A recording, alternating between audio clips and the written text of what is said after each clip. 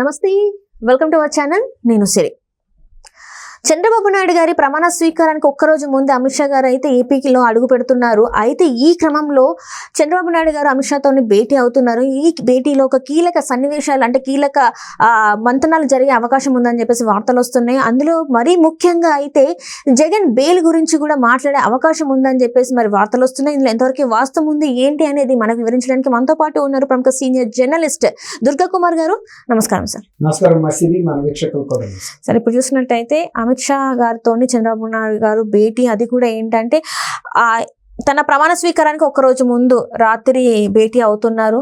ఏపీకి సంబంధించినవే కాకుండా స్పీకర్ గురించే కావచ్చు, మరీ ముఖ్యంగా చూసినట్టయితే జగన్మోహన్ రెడ్డి అక్రమ ఆస్తుల కేసులు ఏదైతే బెయిల్ మీద ఇప్పుడు బయట తిరుగుతున్నారో ఆ బెయిల్ గురించి కొన్ని కీలకంగా మరి ఆ బెయిల్ రద్దు చేయాలని చెప్పేసి చంద్రబాబు నాయుడు గారు అడుగుతున్నట్టుగా మరి వార్తలు వస్తున్నాయి. అంటే అడగబోతారు అని చెప్పేసి మరి ఇందులో ఎంతవరకు వాస్తవం ఉందంటారు సార్? నిజంగానే మరి తను వచ్చిన టైంకి ఇక్కడ ఇవన్నీ గురించి చర్చించే అవకాశం ఉందంటారా, లేకపోతే ఇవన్నీ జస్ట్ పుకార్లే అంటారా?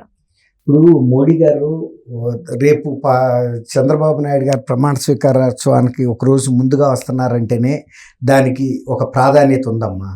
సామాన్యంగా ఇంత విఐపీస్ వాళ్ళు స్పెషల్ ఫ్లైట్ లో వస్తారు. రేపు మోడీ గారు వీళ్ళందరూ వస్తున్నారు, ఆ ఫ్లైట్ లో ఈయన రావచ్చు, అమిత్ షా గారు రావచ్చు. కానీ అమిత్ షా గారు ఒక రోజు ముందుగానే వచ్చారంటే అనేక స్థానిక అంశాలతో పాటు జాతీయ స్థాయి రాజకీయాల్లో ఇప్పుడు కొత్తగా కూటమి ఏర్పాటు అయింది కాబట్టి కొన్ని అంశాలను కూడా చర్చించే అవకాశం పూర్తిగా ఉంది. తర్వాత ఆంధ్రప్రదేశ్ పునర్నిర్మాణంలో చంద్రబాబు నాయుడు గారు అంచనాలు ఏంటి, ఏమేమి కోరుకుంటున్నాడు, ఎలాంటి పనులు చేస్తే ముందు ఒక కూటమికి ప్రజల్లో ఒక అభిమానం అనేది ఏర్పడుతుంది, ప్రజల్లో ఒక నమ్మకం ఏర్పడుతుంది, ధైర్యం ఏర్పడుతుంది. ఇవన్నీ కూడా గతంలో ఉన్న ప్రభుత్వాన్ని కాదు అని ఇంత చిత్తుగా ఓడించి ఈ కూటమిని గెలిపించారంటే ప్రజలు ఈ కూటమి మీద ఎన్నో ఆశలు పెట్టుకున్నారు. ఎందుకంటే కేంద్రంలో కూడా బీజేపీ అధికారంలోకి వస్తాయని అంచనా ఆంధ్రప్రదేశ్ ప్రజలకి ఉంది. అదే టైంలో ఈ గత ప్రభుత్వం ఘోరంగా విఫలమైపోయింది. రాష్ట్ర ఆర్థిక వ్యవస్థని, రాష్ట్ర సామాజిక వ్యవస్థని, రాష్ట్ర అభివృద్ధిని, రాష్ట్ర ప్రజల యొక్క భద్రతని అన్నిటినీ నిర్లక్ష్యం చేసి ఆడుకుంది. వాళ్ళు డబ్బులు సంపాదించుకున్నారు తప్ప సమాజానికి జరిగిన మేలు లేదు. సమాజంలో డబ్బులన్నీ కూడా ముఖ్యమంత్రి ఇంటికి వెళ్ళిపోయినాయి. లిక్కర్ స్కామ్ కానీ, ఇసుక కుంభకోణం కానీ, ఏ కుంభకోణం ప్రతిదీ కుంభకోణమే. అక్కడ కాంతి ఏది లేదు, ప్రతి అంశంలోనూ డబ్బులతోనే. కాబట్టి ఇవాళ మీకు శ్రీకాకుళం నుంచి అనంతపూర్ రాక కూడా మొత్తం అన్ని జిల్లాలు కూడా ఒక స్వీప్ లాగా వచ్చేసింది, ఒక ఉప్పెన్ లాగా వచ్చేసింది తెలుగుదేశానికి అనుకూలంగా. తర్వాత ఆయనకి బాగా బలం ఉంటుంది అనుకున్న కర్నూలు, 2 జిల్లాల కడప జిల్లాలలో కూడా వాళ్ళు అనుకున్న సీట్లు తెచ్చుకోలేదు. అక్కడ కూడా తెలుగుదేశం బాగానే తెచ్చుకుంది. కాబట్టి ఇవాళ ఇతని మీద ఎంత వ్యతిరేకత ఉందంటే ఈయన గతంలో ఉన్న కేసెస్ మీద 12 ఏళ్ల నుంచి 10 ఏళ్ల నుంచి దాదాపుగా ఆయన బెయిల్ మీదే ఉండి ముఖ్యమంత్రి కూడా కాగలిగాడు. ఎంత దుష్పరిపాలన చేశాడు, ప్రజలను వేధించాడు. కాబట్టి వీటి మీద ఆల్రెడీ సర్వోన్నత న్యాయస్థానం ప్రజాప్రతినిధుల మీద వస్తున్న ఏ రకమైన కేసునైనా 1 సంవత్సరం లోపల విచారణ చేసి పూర్తి చేయమని చెప్తుంది. కానీ ఇప్పటికి RRR గారు కూడా ఒక పబ్లిక్ ఇంట్రెస్ట్ లిటిగేషన్ వేశాడు. సుప్రీంకోర్టు లాయర్ ఒక ఆయన వేశాడు, దాని మీద కూడా ఇచ్చున్నారు. రెండోది ఏంటంటే ప్రజలు కూడా కోరుకుంటున్నది ఈ తీర్పు ద్వారా జగన్మోహన్ రెడ్డికి తగిన శిక్ష అయితే పడాలి, గుణపాఠం నేర్పాలి. ఎందుకంటే తను ప్రజల్ని ఇంత ఇబ్బందులు పెట్టి ఒక మంచి పని చేస్తానని చెప్పి 420 అంటారు దీన్నే, నమ్మక ద్రోహం చేశాడు. కాబట్టి తనకి కూడా గట్టి గుణపాఠం చెప్పాలంటే ఈ 5 సంవత్సరాల్లో కేసులు కూడా తీయాలి బయటకు. ఇప్పుడు అతను చేసిన అవకతవకలు, అన్యాయాలు అన్ని కూడా ఎంత అవినీతి జరిగింది అనేది. ఇవే కాకుండా అప్పటికే ఉన్న కేసులు ఉన్నాయి, దాదాపు ఒక 20 కేసుల వరకు ఈడీ అండ్ విజిలెన్స్ కేసెస్. అవన్నీ కూడా మనీ లాండరింగ్ కి సంబంధించిన కేసెస్. దాదాపు ఒక 45,000 crores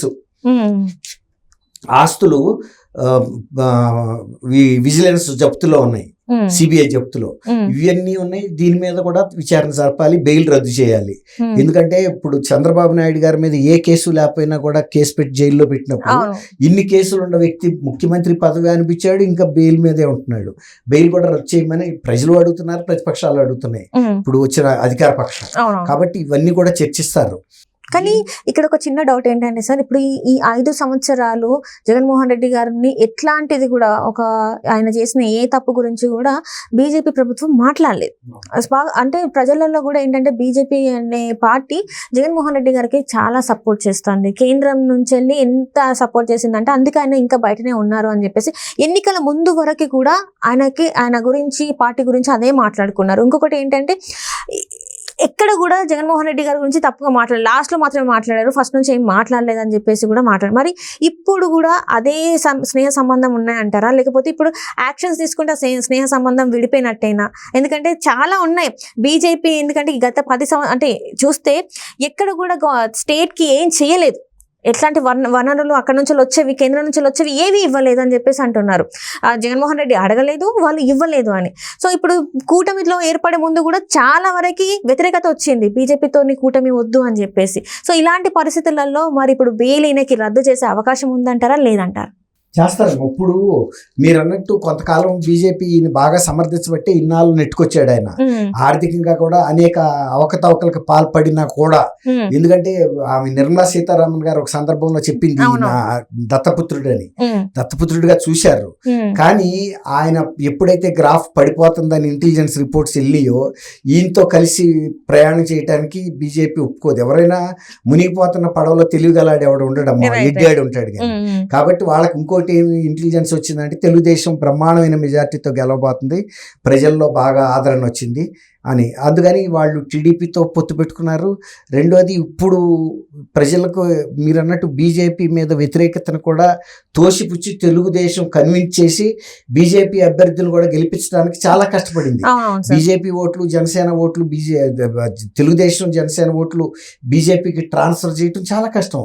మీరు అన్నట్టు ప్రజలకి బీజేపీ మీద మంచి అభిప్రాయం లేదు, కాంగ్రెస్ మీద ఎలాంటి అభిప్రాయం ఉందో దీని మీద కూడా సమానమైన అభిప్రాయం ఉంది. కాదు, ఇవాళ మన రాష్ట్రం గత 5 ఏళ్లుగా చాలా ఆర్థికంగా దివాళా తీసింది, అన్ని విధాలా మనం నలిగిపోయాము, రాష్ట్రం చిదిలం అయిపోయింది. ఇప్పుడు బీజేపీ అక్కడ అధికారంలోకి వస్తుంది కాబట్టి మనకిష్టం ఉన్నా లేకపోయినా ఆ ప్రభుత్వ సహకారం అవసరమని కన్విన్స్ చేసి బీజేపీకి కూడా 4 ఎంపీలను గెలిపించారు, అలాగే ఎమ్మెల్యేలను గెలిపించారు. కానీ ఇప్పుడు పరిస్థితి అయితే చేంజ్ అయిపోయింది కదా సార్. మొత్తానికి అయితే చంద్రబాబు నాయుడు గారు లేకుండా అక్కడ కేంద్రంలో కూడా బలమైన ఒక మద్దతుదారుగా ఎమర్జ్ అయ్యారు తెలుగుదేశం పార్టీ 16 మంది లోక్సభ సభ్యులతోనూ. కాబట్టి అక్కడ మంత్రివర్గంలో కూడా వీళ్ళకి గౌరవ స్థానం ఇచ్చారు. ఇంకా రాష్ట్ర అభివృద్ధికి సంబంధించి కూడా ఆల్రెడీ ప్రామిస్ చేశారు.